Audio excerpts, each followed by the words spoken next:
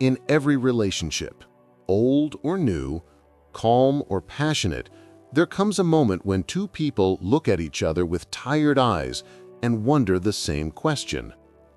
Why do we keep fighting? Always about the same things. It's almost like a quiet echo, repeating itself each week, each month, sometimes each year.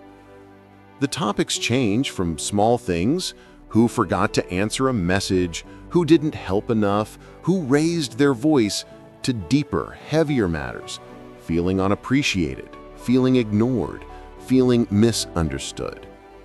But the truth behind these repeated conflicts is rarely the surface problem. The real story lies beneath the words, hidden inside the places people don't know how to explain. And tonight, we explore that story. Umbilicus. 1. Fights repeat when needs go unheard. Most recurring conflicts come from one simple reality. One person doesn't feel seen. The other doesn't feel understood. And when someone doesn't know how to express their needs clearly, they express them through frustration instead. They raise their voice not because they're angry, but because they feel invisible. The partner, confused or overwhelmed, reacts defensively, not because they don't care, but because they feel attacked. And the cycle begins. Wounds that aren't spoken out loud don't disappear. They return as arguments, again and again, until someone finally listens to the emotion hiding beneath the complaint. Umbilicus. 2. Fights repeat because the past hasn't healed. Sometimes couples argue about things that seem small.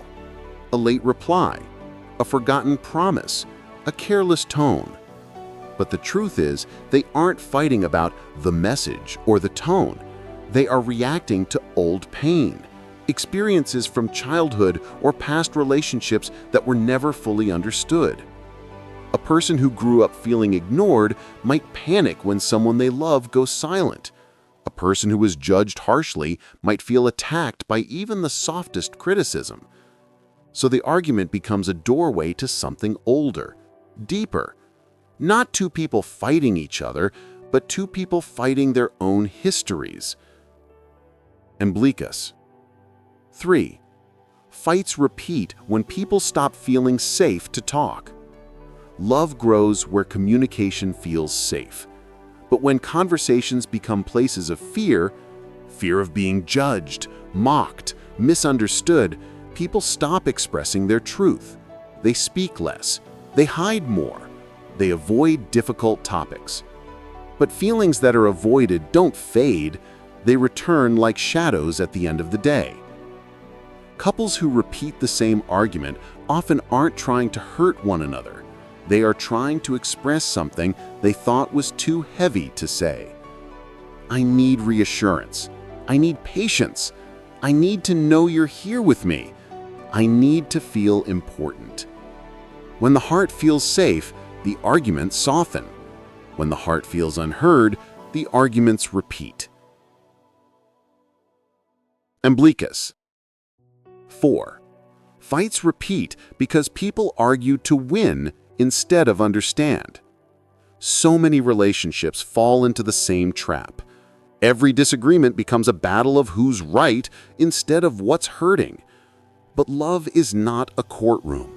Love is not a debate stage. Love is a place where two people try to understand what the other is carrying. Because when someone stops defending and starts listening, the conflict transforms. It goes from us versus each other to us versus the problem. And suddenly, the argument no longer repeats because the real issue finally has a place to be healed. 5.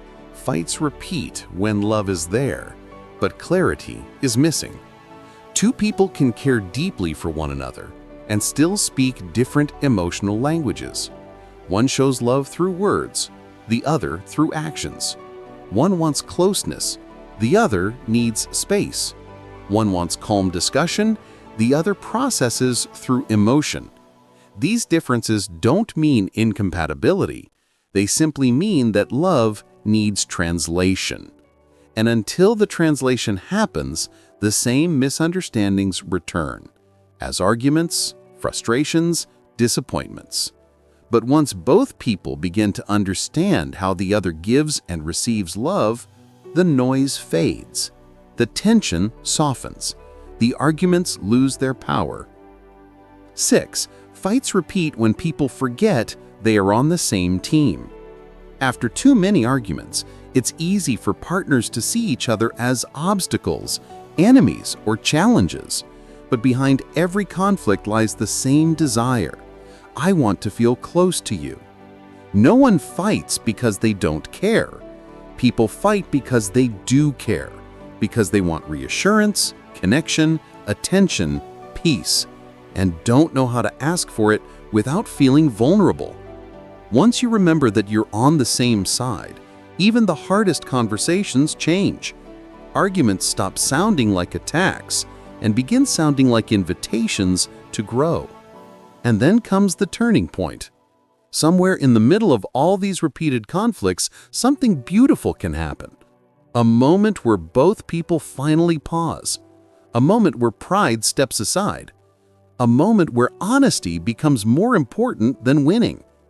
One person says, "I don't want to fight anymore. I want us to understand each other." And the whole energy changes, because love, real love, isn't measured by how perfectly you avoid conflict.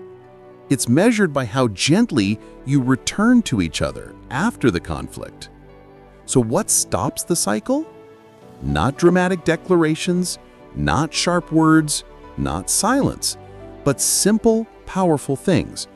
Listening without interrupting, speaking without blaming, loving without conditions, apologizing without ego, growing without fear. Arguments repeat when two hearts are trying to speak but haven't found the right language yet. But once that language is found, everything shifts. The storm calms, the cycle breaks, and the relationship breathes again. Repeating arguments don't mean two people are wrong for each other.